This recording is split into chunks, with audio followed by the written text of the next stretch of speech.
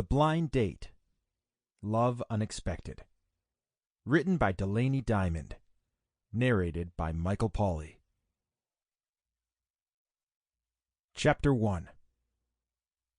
Shawna Ferguson was late. Very late.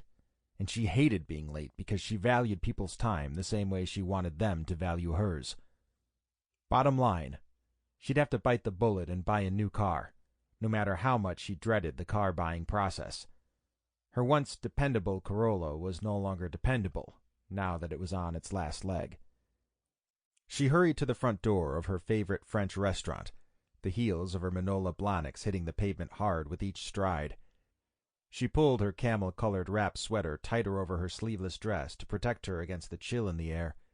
It was early spring, that time of year when the days were warm, but the nights were cool, and the best way to protect against the changes in temperature meant dressing in layers. A blind date. Why had she agreed to this? For some reason, she'd listened to her older sister, Yvonne, and decided to take the plunge back into the dating pool, even though her luck with men seemed to have run out months ago. The 3-day-old conversation with Yvonne about tonight's date replayed in her head.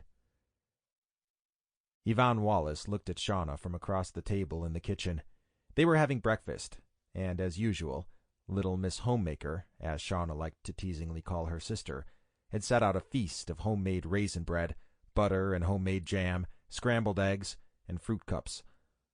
Only 2 years separated the sisters, but their personalities were as different as black and white. While Shawna dreamed of opening her own boutique, which she'd accomplished 4 years ago, Yvonne had dreamed of becoming a wife and mother. At 24, she'd married a doctor, and by their 2nd anniversary, she'd quit her job to make that dream a reality. After 6 years of marriage, they had a 4-year-old daughter and a 2-year-old son, and Yvonne was 7 months pregnant with her 2nd son. Taking care of her family and getting ready for the baby filled her days. Yvonne was one of those people who, because she was happily married, wanted the same for everyone else. She'd found her Mr. Right and claimed he existed for every woman. Shawna knew better. Finding a good man, with whom one was compatible, seemed as unrealistic as finding a diamond mine on her property. Basically, it wasn't going to happen, and Shawna had resigned herself to the fact. Her sister couldn't seem to understand she was perfectly happy being single, and she kept trying to help Shawna find a man through chance meetings and unexpected visits when Shawna came to visit her. When the conversation came up about her paltry dating options, Shawna had a... Sample complete. Ready to continue?